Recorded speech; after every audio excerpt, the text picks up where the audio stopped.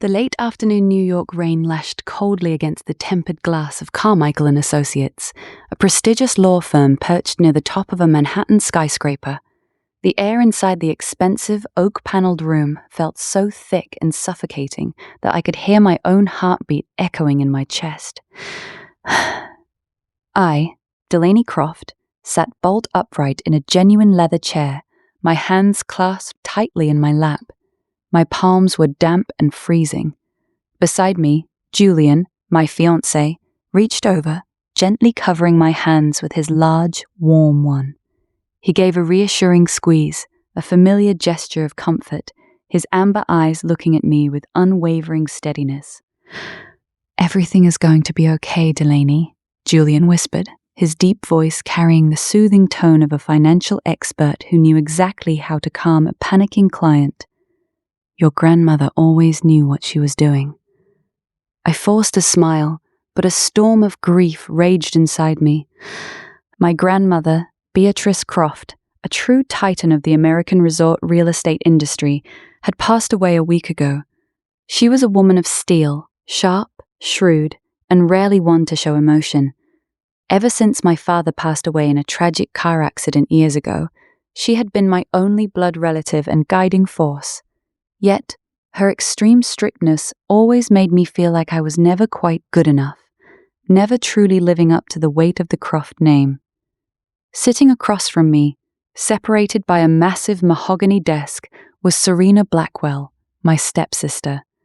Serena's mother had married my father when I was just 6, seamlessly integrating Serena into the family.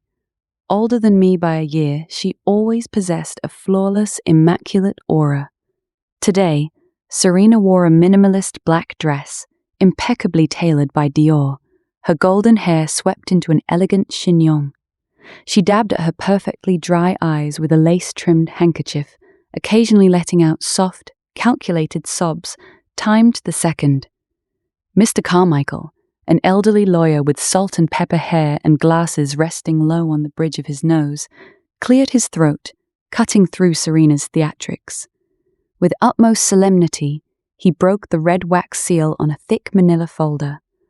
"Thank you all for being here," Mr. Carmichael began, his voice even and professional. "We are gathered today for the reading of the final will and testament of the late chairwoman Beatrice Croft. Before we delve into the specifics, I want to emphasize that these final decisions were made while Beatrice was of completely sound mind." My heart skipped a beat. "Here we go." To Serena Blackwell, Mr. Carmichael said, turning a crisp page, "Beatrice leaves her entire stock portfolio in Apex Energy, currently valued at an estimated $12 million. Along with this, she grants full ownership of the luxury vacation estate in the Hamptons." Serena let out a soft, breathless gasp, her hands flying to her chest as if utterly blindsided and overwhelmed by emotion. "Oh, Grandma, you were too good to me," she whispered, a single, perfectly timed tear finally escaping to roll down her flawless makeup. I bit my lower lip hard. $12 million in highly liquid stocks and one of the most expensive pieces of real estate in the country. My grandmother had never openly favored Serena, yet this will felt like an invisible slap to the face.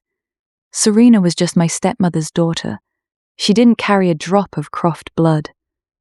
But she always knew how to spin sweet words, always knew how to curry favor with the powerful.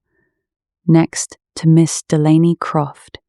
Mr. Carmichael adjusted his glasses, looking at me with a gaze that held a flicker of hesitation, mixed with undeniable pity. I sat up even straighter, holding my breath. "Beatrice leaves you the ownership and operational rights to the land and assets tied to the Whispering Pines project, located in the Adirondack Mountains of upstate New York." The room fell into a heavy, dead silence. I blinked, desperately trying to process the name. The Whispering Pines? It was a resort built 3 decades ago. I vaguely recalled skimming through its quarterly financial reports during my internship at the conglomerate. The place had been hemorrhaging money for 7 straight years.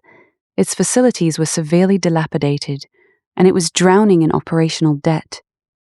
"Excuse me, do you mean that rundown resort on the verge of bankruptcy?" Julian frowned, his voice laced with disbelief and indignation on my behalf. "Mr. Carmichael, that asset is practically a liability. If you factor in taxes and maintenance, it's a massive negative cash flow." "That is not all, Mr. Mercer," the lawyer sighed, turning to the next page. "Beatrice attached an extremely strict trust clause to this asset. Miss Delaney, you must personally take over and revitalize the Whispering Pines, turning its financial reports from negative to positive within exactly 6 months from today." "6 months?" I blurted out, my voice hoarse. "A resort that's been decaying for a decade? How can anyone turn that around in 6 months, especially heading into the off-season?" "Should you refuse the inheritance, or if the resort fails to reach the stipulated profit margin after 6 months," the lawyer continued reading the cold, hard words on the paper, "the entire Whispering Pines estate will be foreclosed and liquidated by the bank. All proceeds will be donated directly to a wildlife charity, and Miss Delaney will receive no other assets from the Croft estate." My head spun. A dead asset, an impossible challenge, and the very real threat of being left with absolutely nothing. What was she thinking? Why would she push me, her only blood granddaughter, into this dead end while handing the most prized assets to Serena? I looked across the table. Serena was watching me. The corner of her lips twitched upward into a perfect angle, a well-practiced smile designed to project fake sympathy while barely masking the absolute triumph dancing in her eyes. "Delaney, oh, my poor sweet sister," Serena cooed, her voice like pouring honey over a jagged blade. "Grandma always loved to test you. But if you find managing that ruin too overwhelming with your lack of real-world experience, I can introduce you to some brokers. Liquidate it before it buries you in personal debt. I can even lend you a little money to help you get by for now, okay?" Her words were like invisible needles piercing straight into my pride. She was playing the generous older sister, but she was meticulously humiliating me in front of the lawyer. I took a deep breath, swallowing the bitter taste of defeat. I would never allow myself to break down in front of her. "Thank you for your kindness, Serena," I replied coldly, my voice steadier than I expected. "But I accept the Whispering Pines. If Grandma entrusted it to me, I won't let her down." After signing a mountain of paperwork, I walked out of the building with legs that felt like lead. The rain was still pouring. Julian held an umbrella over me, guiding me into his sleek black Mercedes. The moment the car doors closed, shutting out the rest of the world, my strong facade instantly shattered. I rested my forehead against the steering wheel, and the frustrated tears I'd been holding back finally broke free. "You don't understand, Julian," I sobbed. "She hated me. She truly hated me. She left $12 million to someone who constantly manipulates me and threw me a sinking ship. She wants me to fail. She wants to prove that I'm useless." Julian wrapped his arm around my shoulders, pulling me against his solid chest. "Shh, don't say that, Delaney. You're not useless. You're the smartest, most resilient woman I know." He gently stroked my hair and kissed my forehead. "I'm not letting you do this alone. I'm a financial expert, remember? I'll crunch the numbers. We'll restructure the resort's debt. We will bring it back to life together, I promise." Hearing Julian's words, my heart found a small sliver of comfort. Even if the whole world turned its back on me, even if my own blood was cold to me, I still had him. Julian had been my anchor for the past 2 years. The next morning, I packed 3 large suitcases, stuffing them with thermal wear and flat boots instead of my designer heels. I left my luxury downtown apartment behind and drove alone up the I-87, heading north toward the Adirondacks. After nearly 6 hours of driving, the scenery of skyscrapers surrendered to endless pine forests and winding mountain roads. The mountain air was biting and damp. Following the GPS, I turned onto a rugged dirt road. The car bounced violently, tires crunching over dry, broken branches. Finally, I saw it. A massive oak sign, its paint peeling off in ugly patches, green moss claiming the deeply carved letters, The Whispering Pines Resort. The actual state of the resort was worse than anything the reports had described. The main lodge featured classic 80s timber architecture, but the roof tiles were faded, and several glass panes on the second floor were cracked, held together by duct tape. Rows of cabin-style rooms scattered around the lake were swallowed by overgrown weeds, completely obscuring the pathways. The landscape held a wild, melancholic beauty, but it reeked of decay and exhaustion. I dragged my heavy suitcase up the creaking wooden steps of the main lobby. Pushing the heavy double doors open, I was hit by the musty scent of damp carpets and old pine. The reception area was deserted, save for a single, flickering yellow bulb in the corner. Suddenly, a loud clang echoed from the hallway behind the front desk, followed by a muted grumble of frustration. Startled, I hurried toward the noise. In the corridor leading to the utility room, a man was lying flat on his back beneath a rusted water pipe. His hands, smeared with grease, were desperately straining to turn a massive wrench. His dark brown hair was a messy, sweat-dampened mop despite the freezing temperature. His plaid flannel shirt had its sleeves rolled up, revealing muscular forearms etched with faint, faded scratches. "Excuse me," I said hesitantly. "Is the resort open?" The man flinched, the wrench slipping off the nut. He quickly jerked his head aside to dodge a stream of murky water dripping down. Pushing himself up, he grabbed a dirty rag to hastily wipe the grease off his face, revealing sharp, angular features and a pair of piercing, slate-grey eyes, carrying the distinct exhaustion of someone overworked.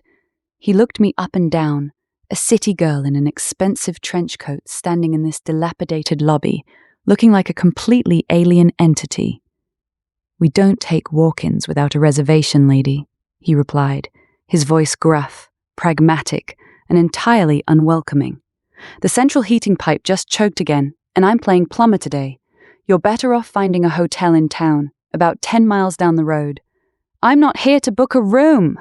I took a deep breath, standing up straight, desperately trying to summon the aura of a manager. "I am Delaney Croft, the new owner of the Whispering Pines. Who are you?" The man froze, his hands stopping mid-wipe. His slate-grey eyes narrowed, assessing me once more, but this time with a sharp, serious scrutiny. He tossed the dirty rag over his shoulder and stepped up to me. Even without heels, I had to look up slightly to meet his gaze. "I'm Callahan Reed," he said calmly, extending a hand still stained with grease.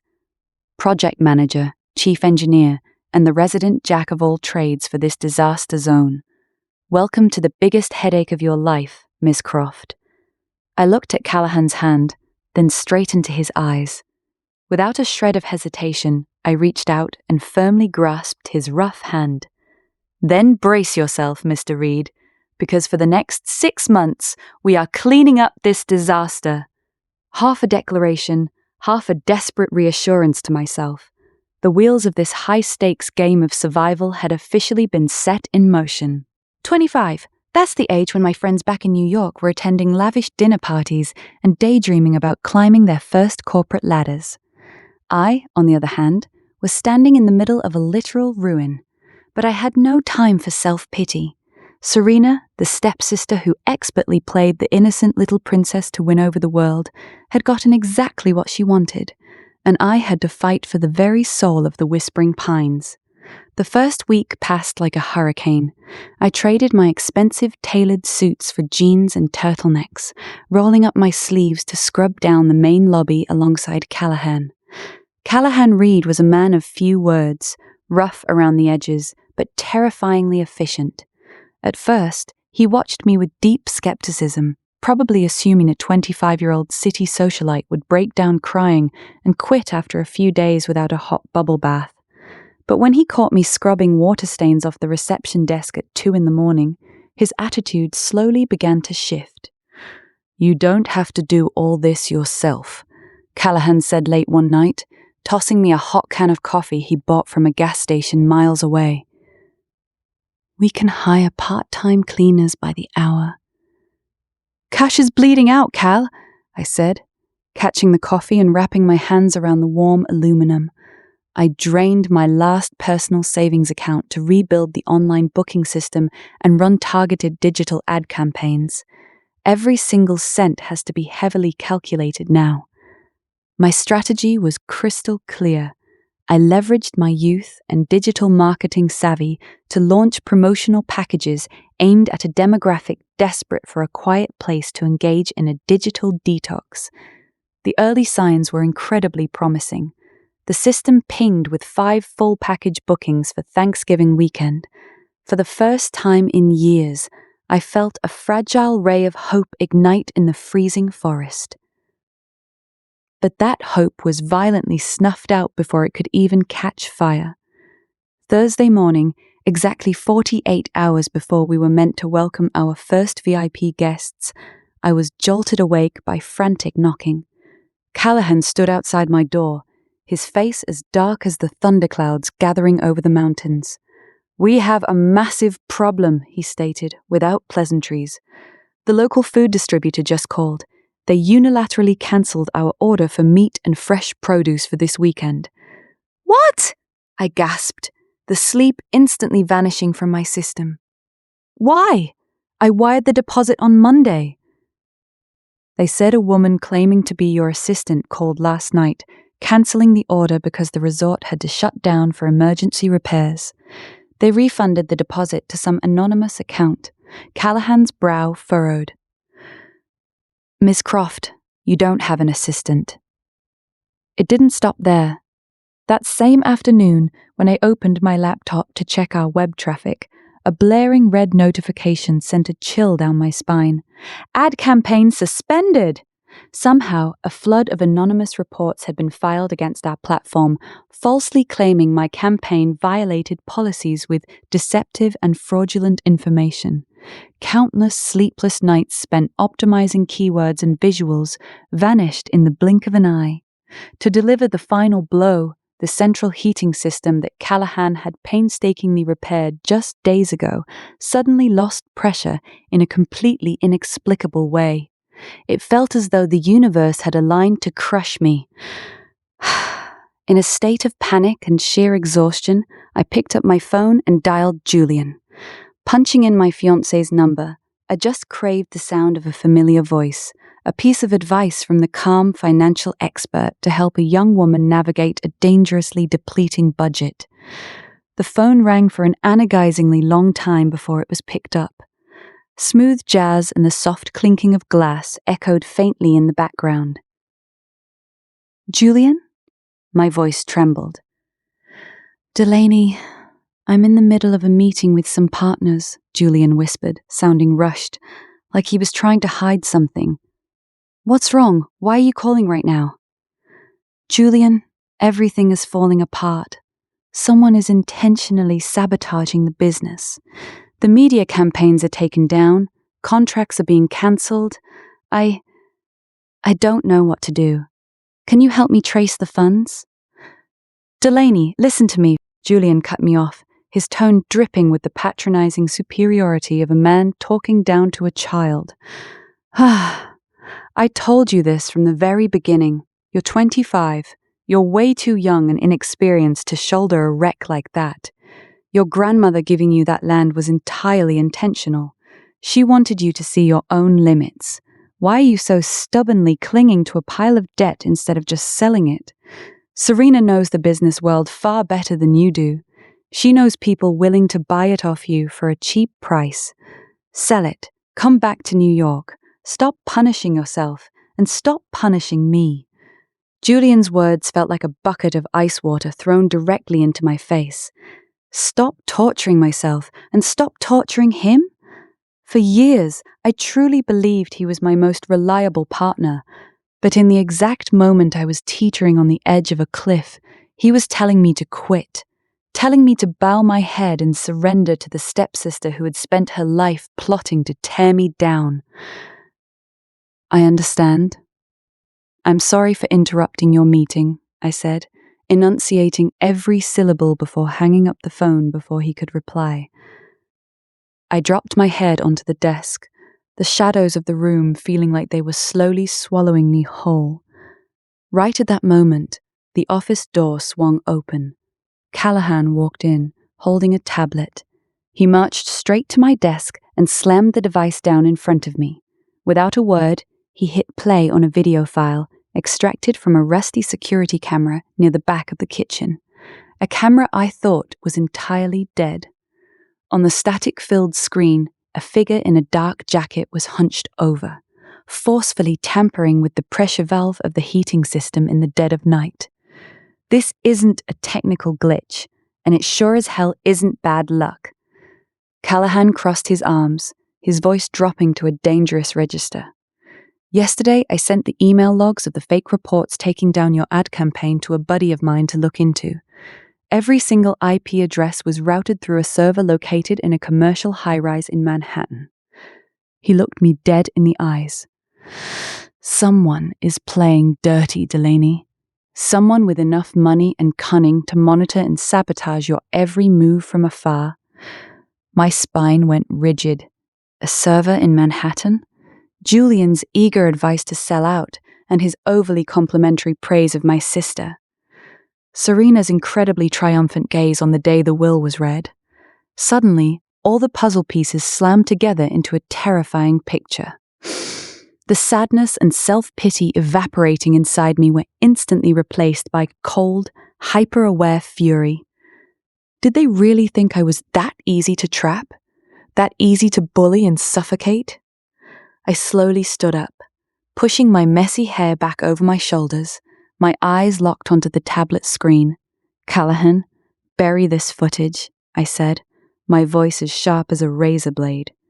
It's time we flip the board on them. For 25 years of my life, I genuinely believed that if I just worked twice as hard, lived honestly, and gave everything I had, my family would eventually acknowledge me. But staring at the IP codes dancing across Callahan's tablet, I realized that the naivety of my youth was the fatal weakness others were exploiting. Can you track down the exact registered address of the shell company that's sniping our contracts? I asked, my eyes glued to the screen. Callahan picked up his phone.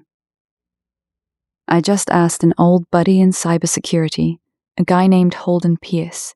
He's got tools that dig deep. A few minutes later, Callahan's phone pinged. He opened the attachment, his eyes darkening. Vanguard Holdings, an LLC established barely 2 months ago.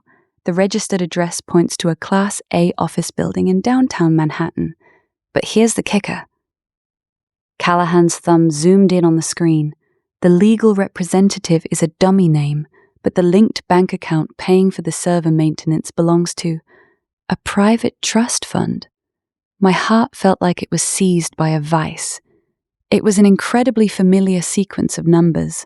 I had personally filled it out on a joint investment guarantor form right after we got engaged. It's Julian's, I whispered, my throat dry and bitter. My fiancé's trust fund. The office descended into a chilling silence. Callahan didn't say a word. He just quietly closed the tablet, giving me the space I needed to process the shock. Everything was brutally clear now. The advice to sell the resort at rock bottom, the sudden coldness, the endless, busy business trips. Julian wasn't busy with work. He was busy weaving a net to strangle me. I need to go back to New York, I stood up abruptly, grabbing my trench coat. I need to see the proof with my own eyes. I'll drive you. Callahan reached for his truck keys. Driving long distance while emotionally compromised is a terrible idea. The 6-hour drive back to the city felt like a century. relying on the location-sharing app Julian had installed on my phone under the guise of keeping you safe. We pulled up outside the Obsidian, an outrageously exclusive high-end restaurant in Manhattan. Thanks to a very generous cash tip to the floor manager, Tobias, I was guided to a secluded table in a dark corner, shielded by a silk folding screen, perfectly positioned right behind the VIP section, and there, peering through a small gap in the screen, I saw them. Julian, dressed in a bespoke tailored suit, was smiling as he raised a glass of vintage wine. Sitting across from him was none other than Serena, my precious stepsister. At 26, Serena was in the absolute prime of her vanity. She wore a striking crimson silk dress, her blonde hair falling in perfect waves, her eyes batting playfully. Julian reached across the table, lacing his fingers tightly with hers and pressing a passionate kiss to her hand. "Everything is moving along perfectly, darling," Julian's deep voice carried over, filtering right into the voice recording app I had already activated on my phone. The food vendor severed the contract. Her ad campaign is entirely locked out. By the end of this month at the latest, Delaney will be on her knees begging me to find a buyer for the Whispering Pines. Serena giggled, the sound sweet but as skin-crawling as nails on a chalkboard. "Wonderful. I've waited for this day for so long, Julian. Growing up, Grandma only ever had eyes for her.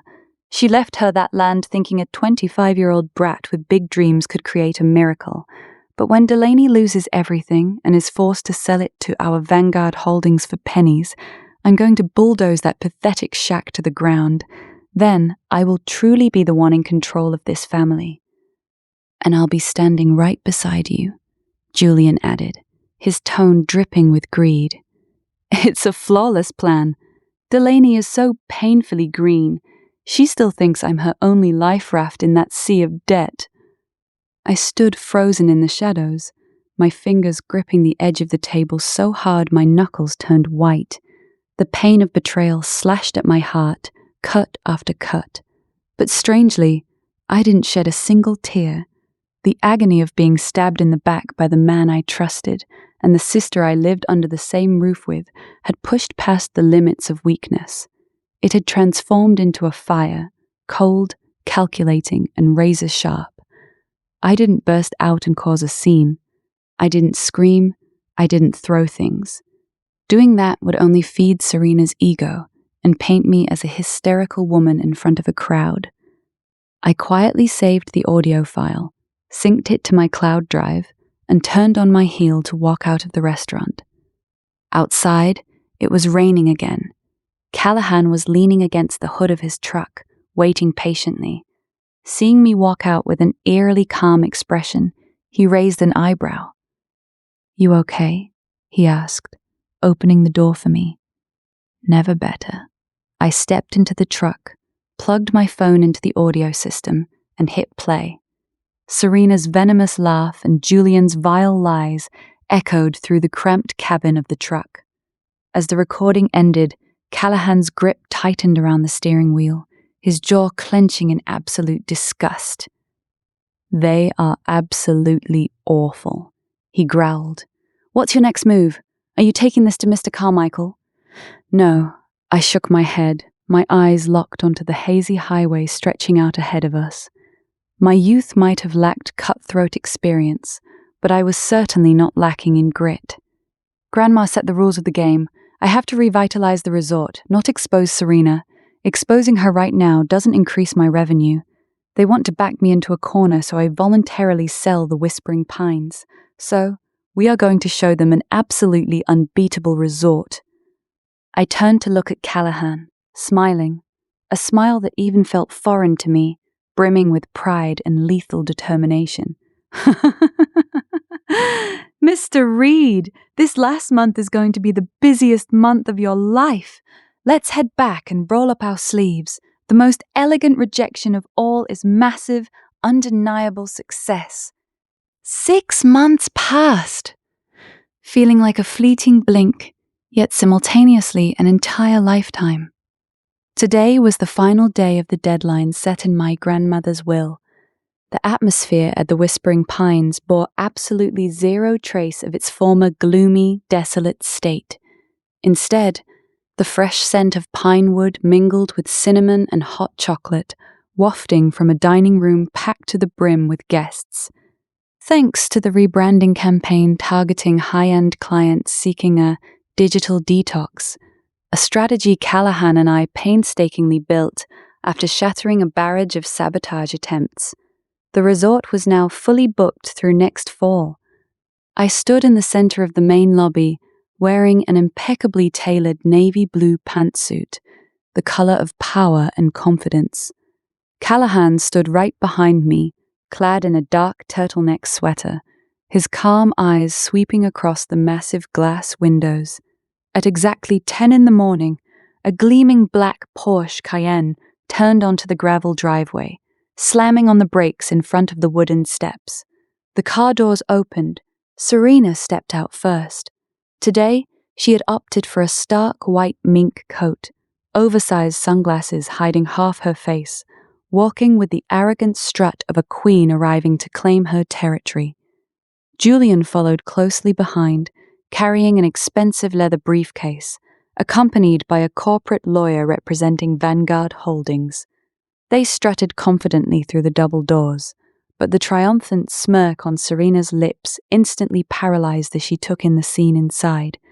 Instead of moldy walls and a graveyard silence, she was met with smooth jazz and dozens of sharply uniformed staff bustling around, catering to a lobby full of wealthy, relaxed guests.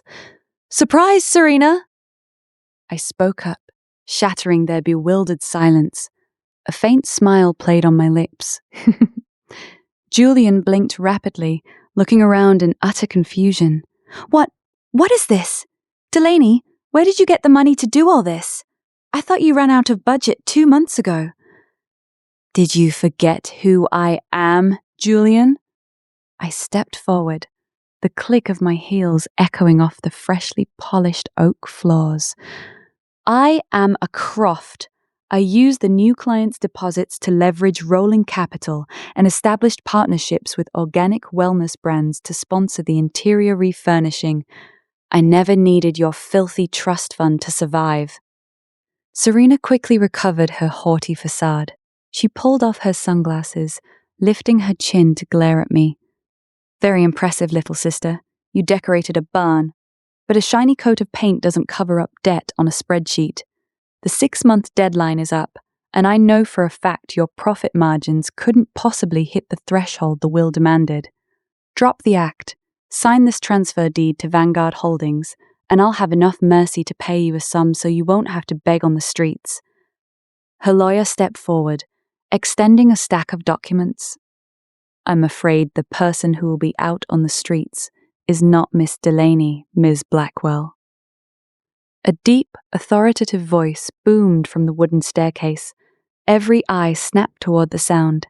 Mr. Carmichael, the family's esteemed elderly lawyer, was slowly descending the stairs, followed by 2 assistants carrying briefcases filled with wax-sealed documents. "Mr. Carmichael!" Serena scowled. "What are you doing here? Assessing a bankrupt property is the bank's job." "I am here to execute the second half of the will." Mr. Carmichael stopped in front of us, adjusting his glasses. "The true will of the late chairwoman Beatrice." Mr. Carmichael pulled out a yellow manila envelope. "According to the independent audit concluded at 8 in the morning this morning, the net revenue of the Whispering Pines has exceeded expectations by 150%. Miss Delaney Croft has officially and exceptionally fulfilled the conditions of her inheritance." "Impossible!" Julian blurted out, his usual suave demeanor cracking. "That's completely illogical. We cut off every—" He abruptly clamped his mouth shut, realizing his slip. "Cut off every food supplier? Used reporting bots to nuke my ad campaigns? Or smash the heating pressure valves?" I finished his sentence, pulling a small flash drive from my pocket and tossing it lightly onto the reception desk. Every piece of video evidence, Vanguard Holdings server IPs, and the audio recording of your little romantic plotting session at the Obsidian are all on there. I've already sent a copy to your firm's board of directors, Julian. Insider trading and conspiring to manipulate client assets. I'm curious how many more days you'll manage to keep your financial license. Julian's face drained of all color, turning a sickening shade of pale. He took a step back, staring at me in sheer horror. But that wasn't the fatal blow. Beatrice was no fool. Mr. Carmichael continued slowly, shifting his stern gaze to Serena. She knew exactly how greedy you were, Serena, and she saw through the fake loyalty of the sycophants surrounding you. The Whispering Pines was never a dead asset. It was a character test, a flawless trap designed by your grandmother herself. What kind of nonsense are you talking about? Serena hissed, her hands balling into fists so tight her perfectly manicured nails dug into her palms. Mr. Carmichael opened a folder, pulling out a geological map stamped with a red government seal. Beneath the soil of this rundown resort that you so deeply despised, Miss Blackwell, lies one of the purest and rarest natural mineral water springs in North America. Beatrice quietly purchased the subterranean mineral rights 10 years ago and sealed them. The global beverage conglomerate Novacorp has just submitted an offer to lease the extraction rights to this zone. The contract is valued at $1.5 billion. Serena's eyes bulged, her breath hitched in her throat. The entire lobby plunged into absolute, deafening silence. According to the hidden clause in the will, Mr. Carmichael's voice rang out with absolute clarity. Only if Miss Delaney resiliently held onto this land without yielding to underhanded pressure and selling it, would the full ownership of the billion-dollar trust and the Novacorp contract be officially transferred to her. I stood frozen. Tears pricked the back of my eyes. Grandma. That strict, stoic woman never hated me.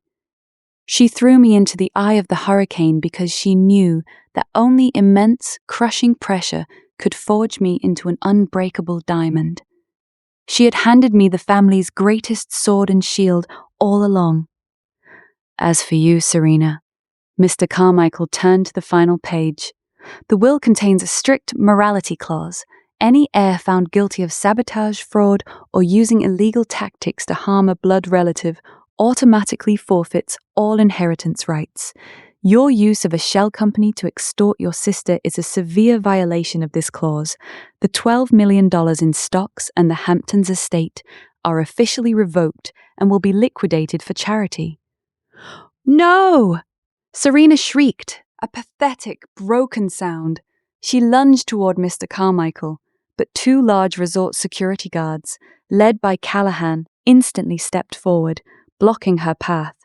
There was no physical altercation, no violence, just an invisible wall of humiliating, absolute defeat crashing down on her head.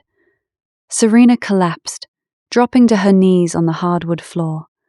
She turned to Julian for help, but that miserable coward was already backing away, his eyes darting toward the door, preparing for a pathetic retreat from the legal storm about to rain down on him. They were left with nothing, a complete and utter ruin. "Please vacate my private property," I said coldly, no longer hiding my disdain, "or I will call the police for criminal trespassing." Serena and Julian trudged out under the icy glares of everyone in the room. The heavy wooden doors slammed shut, locking the traitors out in the bone-chilling cold of winter and returning absolute peace to my world. The staff erupted into soft applause before smiling and dispersing to get back to work. Mr. Carmichael gave me a deeply proud nod before heading into the VIP lounge. Only Callahan and I were left standing in the center of the lobby. A wave of exhaustion and profound relief hit me all at once, making me sway slightly. Instantly, a solid, steady hand caught my waist. The warmth from Callahan seeped through my jacket, offering a sense of safety I had never felt with anyone else. "You did good, boss," Callahan said softly, the corner of his lips curling into a rare smile, a bright, genuine smile that lit up his sharp, grey eyes. "I couldn't have done it without you, Cal." I looked up at him. We didn't need hollow words. The synchronicity we built after 6 months of fighting side by side had transcended the boundaries of mere business partners. He gently laced his rough fingers through mine. Outside the massive glass windows, the season's first snow began to fall over the quiet lake, signaling a new cycle of nature. The forest was still whispering its secrets, but now they were songs of life, resilience, and a brilliant new beginning. Grandma was right. I am a Croft, and I won.